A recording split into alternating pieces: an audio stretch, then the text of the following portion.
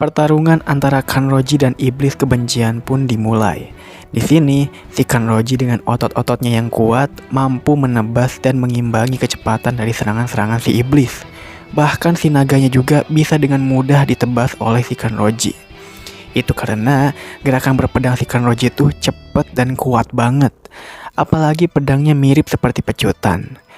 Di sela-sela pertarungan itu, si Hatengu mulai kabur dari sana menggunakan akar si iblis kebencian. Tanjiro yang lihat itu pun sadar dan mulai mengejarnya. Setelah itu, si Kanroji berhasil dapat kesempatan buat bisa nebas leher si iblis. Tapi pas mau ditebas, si Tanjiro langsung ngasih tahu bahwa iblis itu bukanlah tubuh aslinya, melainkan si Hatengu lah tubuh asli si iblisnya. Kanroji pun jadinya panik dan susah untuk menghindar. Di saat itulah si iblis langsung ngeluarin teriakan kerasnya untuk menghancurkan si Kanroji. Tapi ternyata si Kanroji gak hancur, tubuhnya masih bisa menahan serangan itu. Karena tubuh si Kanroji ini dipenuhi oleh otot-otot yang kuat banget. Hanya aja Kanroji berhasil tak sadarkan diri di sini. Mengetahui hal itu, si iblis jadinya mau memakan si Kanroji supaya bisa dapetin tubuh yang kuat juga kayak dia.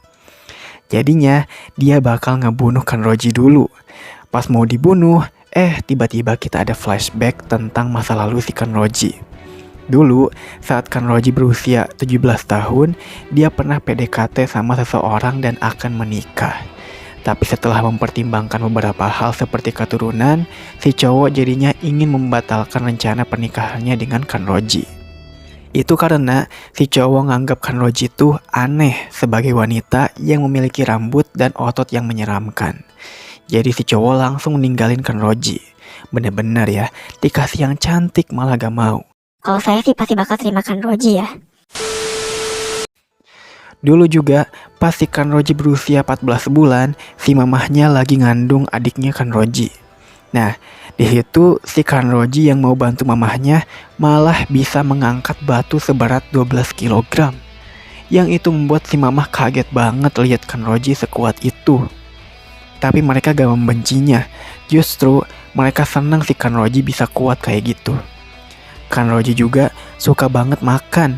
Dia bisa makan makanan yang banyak banget. Bahkan atlet sumo aja kalah porsinya sama si Kanroji. Lebih parahnya lagi, Kanroji bisa menang dalam adu panco sama si sumo itu.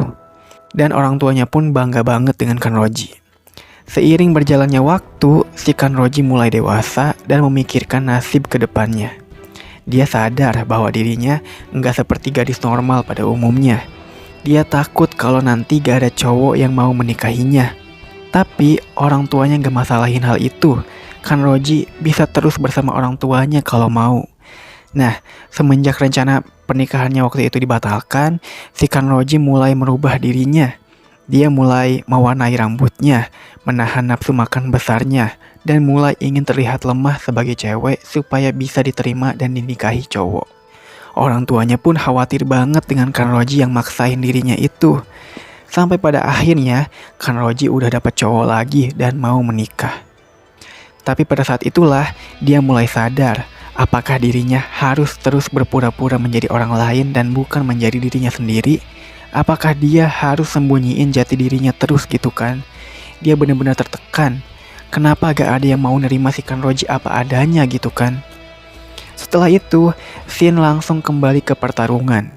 Untungnya, si Kanroji berhasil diselamatkan oleh Tanjiro, Genya, dan Nezuko dari serangan si iblis yang mau membunuh ini. Si Tanjiro pun menyatakan bahwa dia benar-benar butuh si Kanroji yang kuat supaya tetap hidup dan bertarung bersama untuk ngalahin si iblis. Si iblis pun muak dan langsung menyengatnya pakai listrik. Ternyata mereka semua masih bisa hidup karena serangannya bisa ditebas semua sama si Kanroji.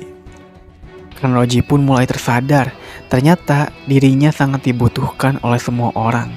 Sebagai pembasmi iblis, dia akan menyelamatkan semuanya. Kali ini, dia mulai serius bertarung dengan si iblis. Kemudian ada sedikit flashback lagi, yaitu ketika dia diterima oleh si Ubuyashiki. Ubuya Shiki sangat bangga ke Kanroji yang kuat ini. Siapapun yang membulinya, sebenarnya orang itu iri sama si Kanroji. Kanroji itu adalah orang yang istimewa dan dibutuhkan katanya. Kanroji pun terharu, ternyata banyak orang yang mau menerimanya.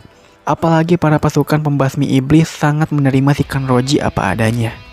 Nah, kaos kaki panjang hijau yang dikenakan si Kanroji sekarang, ternyata itu adalah pemberian dari si Iguro, yaitu si pilar ular.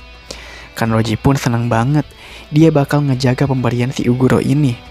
Meskipun kaos kakinya udah sobek, si Iguro bakal ngasih yang baru katanya nanti. Kembali ke sekarang, dengan semua yang dia alami sampai saat ini, dia akhirnya tersadar bahwa dirinya dibutuhkan oleh semua orang dan harus bisa menyelamatkan semuanya. Kali ini, dia gak perlu menahan kekuatan besarnya lagi. Jadi, dia bakal ngeluarin semua kekuatannya dengan serius sekarang. Dia bakal melindungi semuanya. Selama si Kanroji bertarung dengan iblis, dia pun nyuruh Tanjiro dan yang lainnya buat ngajar si Hatengu. Biarkan si Kanroji fokus melawan si iblis. Tanjiro yang ngejar Hatengu pun untungnya bisa mencium jejak si Hatengu. Nah, di sini si iblis kebencian panik banget. Bisa-bisanya gerakan dan kekuatan si Kanroji jadi meningkat. Dia pun melihat sesuatu. Ternyata si Kanroji punya sebuah tanda yang muncul di sekitar lehernya. Tanda itu seperti si Tanjiro dan si Tokito yang tiba-tiba muncul juga waktu itu. Si iblis bilang kalau itu seperti tanda yang dimiliki para iblis. Itulah kenapa si Kanroji menjadi sangat kuat. Kembali ke Tanjiro, di sini Tanjiro akhirnya berhasil nemuin akar si Hatengu.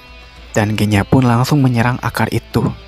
Anehnya si akar langsung memanjang ke atas.